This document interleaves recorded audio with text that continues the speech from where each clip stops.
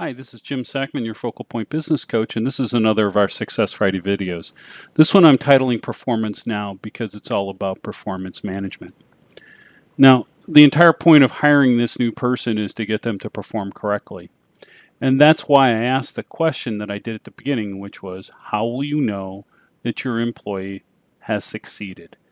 Because if you can't measure that, you actually don't know what their performance is like. Now, there's a couple of side conversations about that, which would be delegation and retention, but I really want to focus on performance today. And a lot of people struggle with how to measure performance objectively.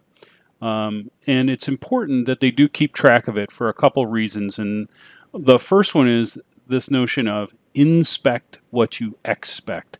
So employees know what you pay attention to and want to deliver on those numbers.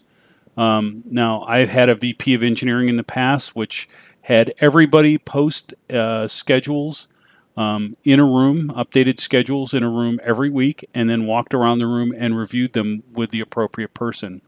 If your schedule was not updated properly or didn't have good explanations on why there were changes, basically you got chastised publicly. So it was a really good way for him to ensure that you did what you were supposed to do. And if you didn't, you weren't employed for very long.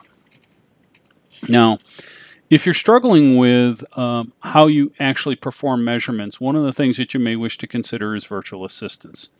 If you build your measurements into your business processes, then the virtual assistants can help you with the collection of the documentation and record the data for you so that you can then analyze it later.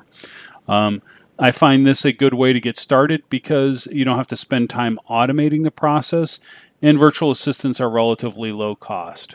So it's a way of adjusting and getting the process right and the measurements right before you automate them. Now, the other principle of performance management is how you address both positive and negative performance actions. And the thing is that any feedback on performance needs to be both timely and specific, whether this is positive or negative. If you really like what somebody's done, tell them so. This helps people understand what you want. Otherwise, they will end up doing things that you don't want them to do. Even a single instance that's uncorrected of incorrect behavior can cause long-term problems. Now, I'm all about numbers and measurement on people, and some find this very cold. I think it's transparent and removes personality from the conversation. I want to talk to employees about measurement against a standard no matter who they are. And if they're doing their job, then they're doing their job, and I'm good with that. They want to know what their accountabilities are and how we're judging them to maintain employment. So if you can get your employee objectives together and they add up or exceed your business plan, then you've got a circle of excellence that you can build on to grow your business. So to me, it's all about objective measurements and transparency on the measurement. And this is Jim Sackman from Focal Point. Change your business, change your life, and have a great day.